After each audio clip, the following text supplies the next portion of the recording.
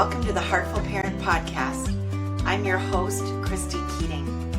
In this podcast, we talk about it all, our parenting, our partnering, and our professional lives, because they are all a part of us, and we were never meant to do this alone. Hello, everyone. Hello. And for those of you based in the U.S., happy Thanksgiving week. Whatever day you're listening to this, I hope that you have a wonderful holiday planned, however it is you choose to spend that holiday, with friends or family or both, or alone, because that might be your preference. I hope it's a wonderful, wonderful day. We are back with another episode of the Heartful Parent Podcast, and I am truly so grateful that you are here listening as I share some thoughts during this sort of week of gratitude. Although I hate thinking of it as a week of gratitude, because it really, what this episode focuses on is the idea that when we can bring gratitude into our lives throughout the year, it has profound benefits for us. This episode feels particularly timely for me right now. Many of my listeners I know are based in the Pacific Northwest, as I am, but many of you I know are based throughout the country and the world. And you may not have heard what was going on in the greater sort of Seattle area, the Pacific Northwest, this past week. And that was, we got hit by a bomb cyclone. Now, I had to Google what that was when we were anticipating it. We've actually had one here before, not that long ago, I believe back in January, but I sort of didn't really realize what it was other than it brought high winds. And it's where there's a massive pressure drop within 24 hours, and that stirs up all sorts of atmospheric trouble, I guess. I am not a meteorologist, as you might be able to tell. But suffice it to say that last Tuesday, we were suddenly hit by wind speeds that were incredibly high. And in fact, one thing I read said they're basically the equivalent of a hurricane. It's just not spiraling, and it doesn't start off the coast in the same way. Again, not a meteorologist, so don't quote me on that. But we were in various areas of the Pacific Northwest and of the greater Seattle area and Western Washington. We were hit with storms or winds as high as like 80 miles an hour. So significant stuff. And, didn't really know what to expect. Well, it turned out to be much worse than we had anticipated. And my entire area was knocked without power. We lost power at about 9:30 that night when I was working on a presentation that I was giving the next day. You may have been registered for it. We had 350 people registered for it, and, was just putting sort of the finishing touches on everything, and lost power. And I had charged my laptop in advance, but anyway, there was limited that I could do because without power, I couldn't get on the internet. Internet was also knocked out. And so for several days, we had no way to connect except for in tiny little pockets. And I would drive around trying to find like a little corner of 5G, but we had nothing at home, no power, no electricity. Our, refrigerator and everything in it died.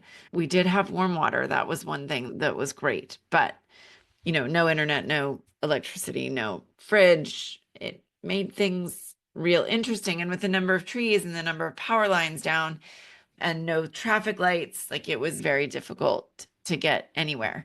Now, what we experienced, I think, is nowhere on the level of what, for example, Asheville, North Carolina experienced, what I know, my Florida friends experience when there's a major hurricane. We were really lucky. And that's actually why I feel like this episode is so timely, because in the midst of all of that, we were okay. We have two really large trees, Douglas firs, that are known to have a very shallow root system. So every time we get high winds, I sort of panic. And they stayed standing. We had them looked at by an arborist this last summer, spring and summer, and they did great. And, we had everything we needed. We had plenty of snacks, plenty of things that we could cook on the stove, plenty of flashlights charged up. We were able to keep our cell phones relatively charged, although they weren't terribly useful for a while there. But we were okay. And there were a lot of people that weren't okay. There were a lot of people that lost cars, had their homes severely damaged, lots of challenges that came up. And so, in the midst of all of that, I thought, how appropriate that we're digging in and talking about gratitude. Now, in an ideal world, I would have recorded a brand new episode for you, but seeing as at the time I'm recording this, which is on Friday of the Friday before Thanksgiving week, we just got power back. And so I had to cancel a guest that I had planned. We had to reschedule that interview. And so what I decided to do is to revisit last year's solo episode on gratitude and the impact that gratitude has on our minds, on our mental health, on our bodies, on our overall happiness. It's really profound. And so even if you listened to this episode last year, I'm going to invite you to listen to it again, because it's one of those things, like, it's been a year since you've listened to it. You can remind yourself of some of the things I share. Some of it might even sound brand new. You might be like, wow, I don't remember that at all. That's just the way the human brain works. And so what I share in today's episode are some ways to really focus on those things that we're grateful for. Obviously, as I've shared, I'm grateful right now that my family is safe and healthy and we stayed warm. Our house is safe. Our cars were spared. We also, all of our animals are safe. My daughter and I lease 2 horses, and I was very worried about them because the barn where they stay is surrounded by tall trees and the like, and they were okay. And they weathered the storm really well. So much, much to be grateful for right now. And at a time when, for many of us, the world feels up in the air and unpredictable and perhaps scary, gratitude, being grateful, the act of being grateful, it's an action that we take. It's not a noun, it's a verb, right? Gratitude is, I think, the antidote to so much of what ails the world right now and feels really timely. So we're going to dive in today into ways to focus on gratitude, the benefits of it, some really like concrete how-tos for you. And I hope that lifts you up and really buoys you through this Thanksgiving week and beyond. Without further ado, let's dig in. Hello, hello, hello, podcast listeners. Welcome back to another episode of the Heartful Parent Podcast. I am grateful that you are here. And I use that word grateful with a lot of intentionality because not only is it true, I love that y'all listen and that you keep coming back week after week and that you email me and tell me what you love about the podcast. But I'm using that word grateful because that's really what we're talking about today.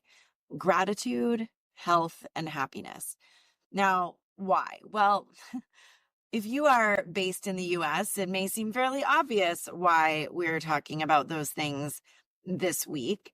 And that's because, again, for those who are U.S. based, it is Thanksgiving week. And Thanksgiving, for most of us, is a pretty big, significant holiday. It is one of my very favorite holidays because it is not based in gift giving, although don't get me wrong, I love gift giving.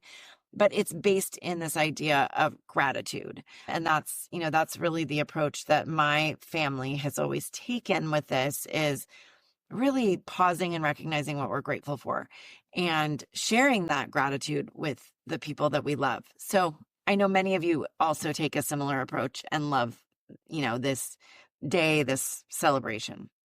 But here's the thing I want to be really clear about. Even if you are not US based, it's still really important that we're talking about gratitude, health, and happiness, So if you are Canada based and Canadian Thanksgiving is well past, it's not too late to talk about this. It's still a timely conversation. And if you are based elsewhere in the world, I know we have listeners in the UK, in Australia, in South America, and I don't know where else. In fact, if you hail from some other part of the world, email me and let me know where that is. But wherever you are, whether or not Thanksgiving as a holiday is something you celebrate or recognize or even know anything about, the conversation that we are having today is still relevant. It's still timely. It's still critical. And in fact, I love talking about this as we move into, rapidly move into 2024, because I think when we think about our year, and I'm not a big fan of New Year's resolutions, but when we think about what we want from our lives and we want from the year, for me, there are kind of two resets throughout the year. And the first one is September, when the school year starts. And the second one is January, when the calendar year starts. And I really like thinking about the role that gratitude plays in my life at those times of the year, because I think it just invites the right energy into my world. So that's what we're digging into today. So, wherever you are, join me. Let's chat. Okay. Now, I recognize that many people, when they listen to podcasts, and this might be true for you, you're driving in the car, you are cooking dinner, you're scrubbing the toilet, you use podcasts as a way to fill the space when you're doing other things, usually sort of more menial tasks. If that is you, then this next invitation that I'm going to make, put it on pause and do it when you're back, at a place where you can sit down. If you are hanging out on the couch, relaxing in, one of those rare moments of pause or peace, go ahead and do this exercise right now. But what I'd love to do before I dig into the connection between gratitude, health, and happiness is invite you into your own exploration of gratitude. And what I mean by that is grab a pencil or a pen and a piece of paper. And I really prefer that, that it's done in writing. That lights up different centers in our brain than if you type it out on your phone or your computer. Grab a pencil or a pen and a piece of paper and just start by writing a list of 10 or 20 things or people that you're grateful for. Preferably, if you're going to put people on the list, preferably people who you'd be willing to share that gratitude with, right? That you'd be willing to say to them, I'm grateful. And after you write your list, or as you're writing your list, I want you to ask yourself this question, like, how easy does this feel? How good does this feel?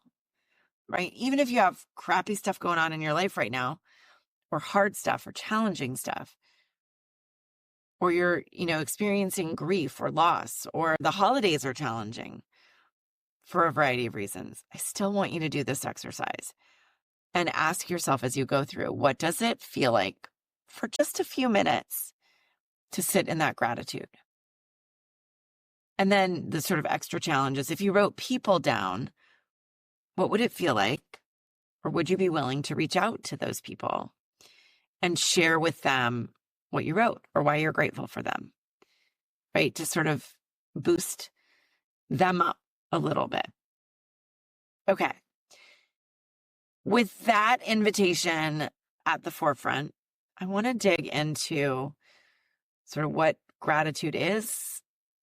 I know it seems obvious, but I want to talk about it, and what some of the benefits of gratitude are. So gratitude is often thought of as the natural antidepressant.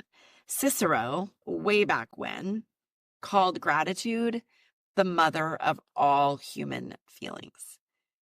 And there's a quote, and I have to confess that I don't know who said this, but the quote is, we don't get the desired results unless we nourish the seeds properly, right? When we want to bring abundance and, awesome things into our lives, we have to nurture that abundance. We have to nurture those awesome things.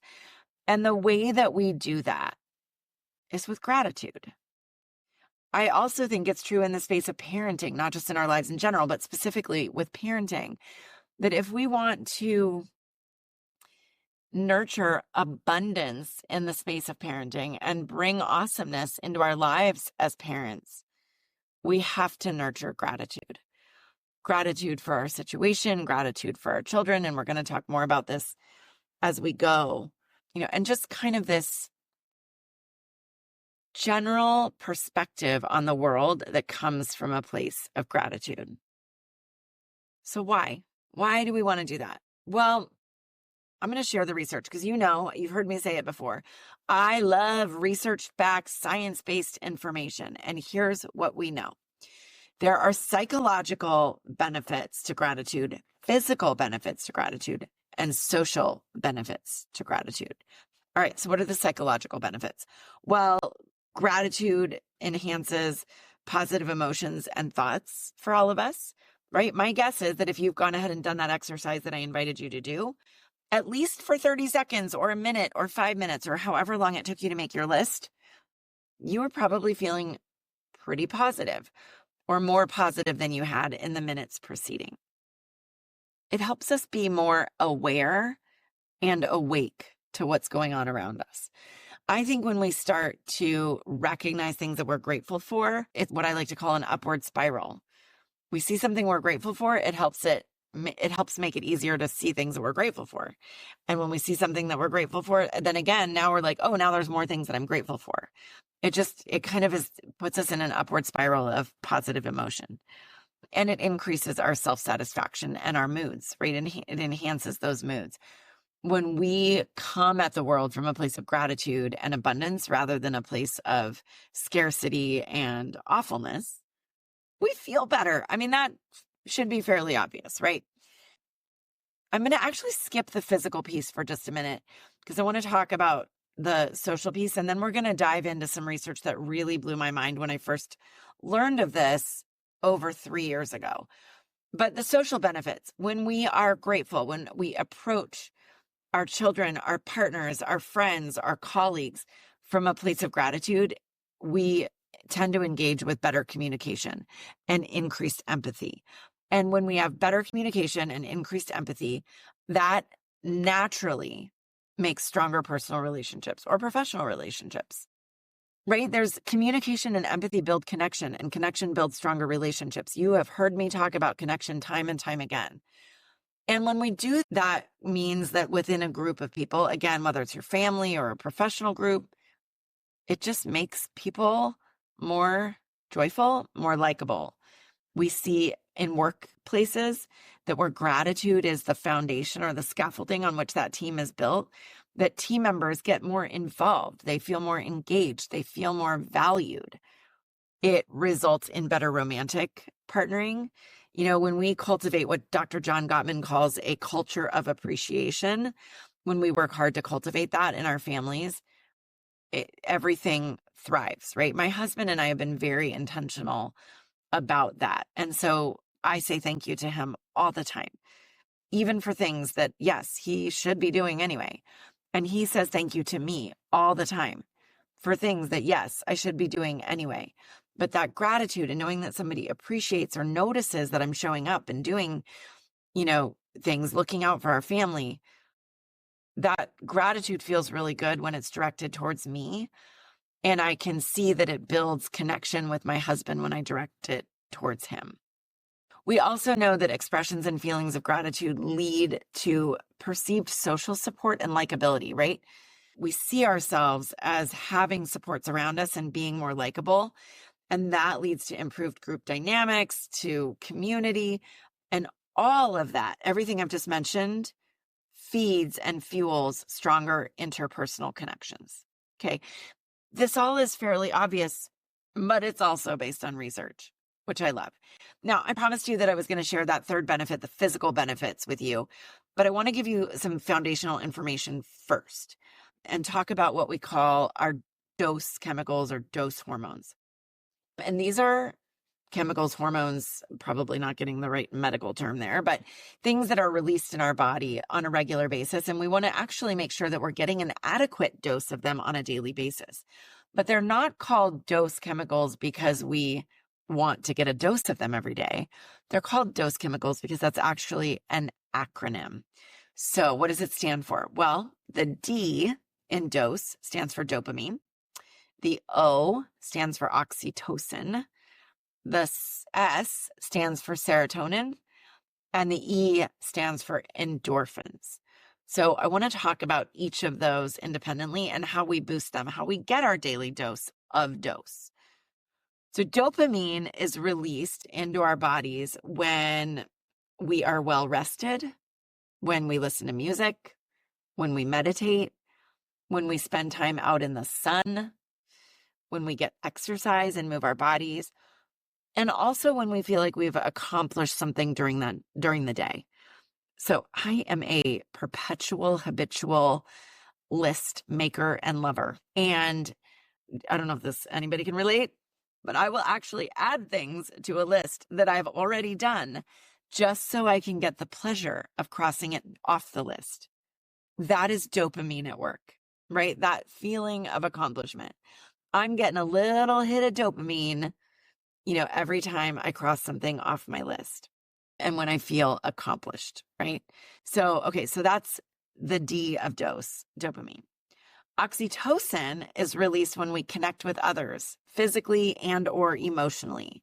It happens when we tell someone how much we care, how much we appreciate, it also happens when we meditate and also when we cuddle or hug somebody. Here's one of my favorite ways to get oxytocin I don't know if I've told you all this. I live in a small zoo. We have 3 dogs, 3 large dogs, 2 cats, and a one-eyed, one-tooth hamster. Yes, there is a story there. I'm not going to tell it today. But that's 6 animals in my home. And the best news is that when you pet a dog, when you pet a cat, snuggle a hamster, and even when you watch fish, that releases oxytocin. That is one of the reasons why many doctors' offices have fish. Did you know? Little known fact. But yes, those are the things that release oxytocin. So connection and animals, which is really just another form of connection, right? So that's the O. Serotonin. This is increased when we actively practice gratitude. Thus, our loop back to the subject of today. When we practice gratitude and when we pay attention to the food that we put in our bodies and to our gut health, right? It impacts or influences our gut health. There are certain foods, and I think this is pure coincidence that it sort of happened this way, but foods like turkey, which just happens to be the primary food eaten by Americans on Thanksgiving, of course, along with things like mashed potatoes and I don't know, green bean casserole. But turkey seems to be the staple that nearly every family has. And if if you're vegetarian or vegan, then a lot of families have like tofurkey, because turkey, again, is such this like emblematic food of Thanksgiving. And ironically, turkey releases serotonin. It's shown to release serotonin in our bodies. Salmon does the same thing. Most of us aren't eating salmon on Thanksgiving, but if you are, good for you. You are releasing your serotonin. There are other foods out there that do this as well, but those are 2 that we sort of are talked about regularly. So that's the serotonin. So gratitude and turkey, that's all you need for serotonin. All right. And then the E are endorphins. So these primarily happen when we exercise, when we move our bodies, when we increase our heart rate, when we dance, when we go for a walk, when we move in any way, right? So I am a big fan of morning exercise. I know that makes some people cringe, but I generally try to get in a workout before my day really starts. First of all, if I don't, it won't ever happen. I'll make every excuse under the sun to not do it. But also, it starts my day out with a dose of dopamine, right? Because I feel like I've accomplished something, and because I've been listening to music while I exercise, and it's that movement in my body, which is releasing endorphins. So it kind of feels good all around. We also get a hit of endorphins when we eat things like chocolate and spicy foods. So for those of you who really like a good spice, in your Indian food, I always order it mild. I know my husband likes it super spicy. That's an endorphin release. Also, when we meditate and when we laugh. Okay, now, honest question. When is the last time that you laughed? I saw something on Facebook the other day posted by a friend. I have no idea if this is accurate, but just go with it for a minute. And it said that the average adult laughs less than 10 times per day. I would be willing to bet that it's much fewer than that, right? That most of us can go through a day with a little giggle here or there, maybe. There may be days where you don't even get that. But that most of us aren't laughing even 5 times a day. And a good belly laugh, like those good, like just I'm laughing so hard, like I'm snorting or something's coming out my nose. How often does that happen? Like pretty rare. But that is, I mean, what a fabulous way to get your dose, right? Your dose chemicals that releases those endorphins. All of those things that I just mentioned should be a part of our regular self-care and the way that we teach our kids to care for themselves. It's, hugely helpful when it comes to things like anxiety and depression. And I was talking about these a lot during the pandemic because we all had a significant lack of dose. And it was like we all needed to really focus on getting our daily dose. But it plays so nicely into gratitude because when we are grateful, when we practice gratitude, when we have an active gratitude practice, that helps us get those dose chemicals, serotonin in particular, but some of the others as well. And that has a direct link to our physical health. Okay. No joke. And this is where science really comes in. Active gratitude practice and, correlated with that, getting those dose chemicals does some really phenomenal things for our bodies. Okay, here's some of the things it does. It helps us build a stronger immune system. People with active gratitude practices have been shown to have stronger immune systems.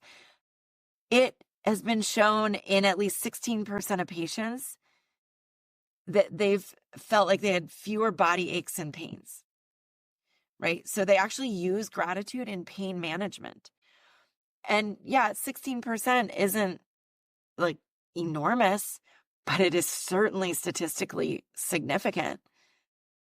It also has helped optimize blood pressure and cardiac function, right? So if you've got high blood pressure, gratitude isn't going to hurt it, right? It helps with better sleep and wake cycles. Okay, here's some other things that it does specifically to the brain.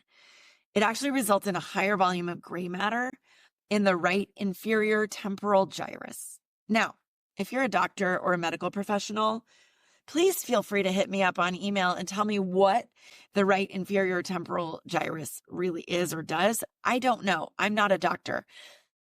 But what I do know is that part of the brain helps us with wiring and firing new neural connections to the bliss centers of our brains. And those who have those active gratitude practices have a higher volume of the gray matter, which makes it easier to wire and fire those neural connections, which makes it easier to reach the bliss center, which makes it easier to feel good, right? I already mentioned this, but it enhances dopamine and serotonin, right? You can think of those as your happiness chemicals, all of those 4 things we talked about. The limbic system. So another thing that it does is with the limbic system, which is buried deep down in the middle of the 2 hemispheres of the brain. It's where our amygdala lives and the hippocampus lives. And if you've ever heard me talk about the hand model of the brain or the ways, that like what's going on with our brains when we get really dysregulated, or if you've seen Dr. Dan Siegel talk about it, who originated the hand model of the brain, or anyone else, when we get really dysregulated, that amygdala is at play. And the reason that it's at play is because that limbic system is where our emotions and memories live. It's where they are regulated. It's where they're activated. And those light up on brain scans when someone is feeling or practicing gratitude, right? So like our positive emotions, our ability to regulate our emotions and our good memories, all of that gets activated with feelings of gratitude. And that's nothing but good. All right, we know from research that gratitude has been shown to help the brain reduce fear and anxiety because it actually regulates the stress hormones. So it doesn't just fill us with good stuff, but it regulates the stress hormones. And it actually fosters cognitive restructuring by evoking positive thinking, right? So we can actually rewire our brains for better cognitive performance with positive thoughts. Okay. Now, let's just dial this in a little bit further and show you by the numbers, a little bit more of the numbers. So gratitude is related to a 10% improvement in sleep quality in patients with chronic pain, 76% of whom had reported insomnia. 19% of those who have chronic pain, patients with chronic pain, reported lower depression levels. In healthcare practitioners, which, my goodness, who was stressed more than anybody during the pandemic? People in healthcare, right? And they found that when healthcare practitioners kept a gratitude diary for 2 weeks, it produced sustained reductions in perceived stress, 28%, and depression, 16%. Pretty phenomenal. It is related to a 23% lower level of cortisol, which is our primary stress hormone. It led to a 7% reduction in biomarkers of inflammation in patients with congestive heart failure. 2 different activities, so counting their blessings and writing letters of gratitude, reduced the risk of depression in patients who were at risk for depression by 41% over a 6-month period. We know that dietary fat intake has been reduced by as much as 25% when people are keeping a gratitude journal. And you guys, the list goes on and on. It affects our blood pressure. It affects or improves feelings of hopelessness in 88% of suicidal inpatients, right? Grateful people have lower levels of hemoglobin A1C, which is a key marker for glucose control and plays a significant role in diabetes. The list goes on and on of the research that's been done and the incredible results that have been seen, statistically significant results that come out of a regular gratitude practice. Now, if that doesn't sell you on it enough, I don't know what will, but I want to share with you another study that was done because it turns out that not all gratitude practices are equal, right? Are created equally. So this was a study that came out of U.S.E, which is the University of Southern California, and they were looking at whether all gratitude practices are created equally, and the answer is no. And so they took a group of people, they divided them into 3. They had one group that did nothing, just kind of kept living their lives the way that they were. They had a second group who they called generalists, and they had them every day write down 5 things that they were grateful for, which I know is sort of like the exercise that I had you do at the beginning of this. And then they had the third group, they called them specifists. And the specifists wrote one thing that they were grateful for, but then wrote 5 sentences about why. That's a different approach to this. And what they found is that this second group of people, the ones who wrote one thing down with 5 things that they were grateful for, really had better outcomes than the people who did nothing and the people who were generalists. So what it showed is that the specifists were more elated, excited, and alert, right? That's what they were reporting. They felt less tired, less sad, and less lethargic. And that their overall sort of positive demeanor and experience in the world improved. There were some other results that came out of this when they were comparing sort of the people that did nothing to the generalists and so on and so forth. I don't think we need to go into the details of that today, but it does kind of beg the question, how are you practicing gratitude?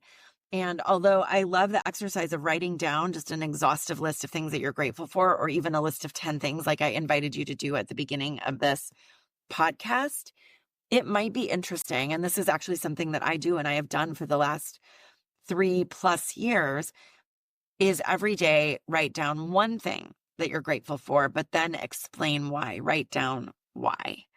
And see, do it for a month. Do it for 6 weeks and see how you feel. Which brings me to sort of where I want to end this conversation, which is, okay, we know gratitude's great. You've told us all the reasons it's awesome, but how do we bring it into our lives more actively? So the first idea I want to share with you is go back to the episode where I talk about family meetings, because one of the key components of a family meeting is a gratitude or appreciation practice and sharing appreciation for our family members. And I think that really goes a long ways towards building that culture of appreciation, that you heard me talk about earlier, and is a great contributor to getting our daily dose. Some other things that you can do, or, that are worth kind of thinking about as you move through this week, maybe this day, if you're listening to this on Thanksgiving, the last month of the year, and as you move into 2024. So from a parenting perspective, where are all the spaces and places that you can show gratitude for your children? Not just gratitude for things they do, although that's good too, but also gratitude for who they are, right? Who they're showing up as in the world. The more places and spaces that you can show appreciation and gratitude for them, the better they're going to show up. Okay, some other ideas. Gratitude letters. I mentioned at the beginning of this, writing down people who you are grateful for. Are you willing to write them a letter and tell them why you are grateful for them? Right? Keeping a gratitude jar where every day you drop in 2 or 3 things that you're grateful for. And at the end of the year, you've got, whatever 365 times 2 or 3 is, things that you're like, wow, that's a lot of gratitude. One of the things that we do in our family is I have whiteboards outside the door of each of my children and on the closet door that my husband and I share. And I can't say that I do it on a nightly basis, but several times a week at least, I will walk by, or my husband will walk by, and we will write an appreciation for our daughters. They each get their own on their own board. And my husband and I will also write appreciations for one another. And what's been really cool is watching our daughters come in and write appreciations on those boards as well, on our board, or they'll write an appreciation for each other. I mean, it really does make a difference. So just thinking about ways that you could bring gratitude into your life, not just on Thanksgiving, not just on one day a year, but how can you practice this for yourself, for your life, with your children, with your partner, on a daily, weekly, monthly basis? And in doing that, invite abundance, amazingness, awesomeness, positivity, and all of those things into your world. I'd love to hear how you are doing it, how you've been doing it, or what your plans are for doing it moving forward. Please email me and share with me, Christy@theheartfulparent.com. I'd love to hear. And just 2 things I'm going to wrap this up with. The first is, in thinking through those practices, I would challenge or invite you to decide on one that you're going to do this week. So maybe that's choosing someone from that list that you wrote and writing them a letter of gratitude. Maybe it's getting some whiteboards, at your local Target or on Amazon or whatever, and putting those up in, places in your home, like outside your kids' rooms, and starting that gratitude practice. What are you going to do to start actively putting this into practice and to make it something that helps you get those daily dose chemicals, something that feels good and invites abundance into your world? All right, everyone. I hope you enjoyed that revisit of last year's gratitude episode. If it was a repeat for you, hopefully it stirred up some new ideas that you maybe forgot about. If it was a new episode for you, again, hopefully it stirred up some new ideas that you can move forward with. I would absolutely love it if you would email me at christy@theheartfulparent.com and let me know, how are you inviting more gratitude into your life right now? How is gratitude playing a role for you? How are you building a culture of appreciation in your family? I think these are questions that are really important to reflect on as we roll in towards the end of the year.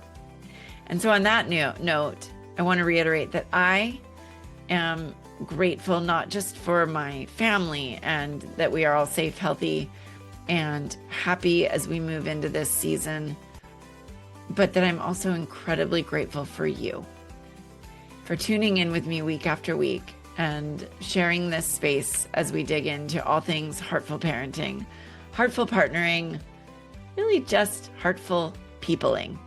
On that note, happy Thanksgiving for those of you in the U.S., happy gratitude for those of you outside the U.S.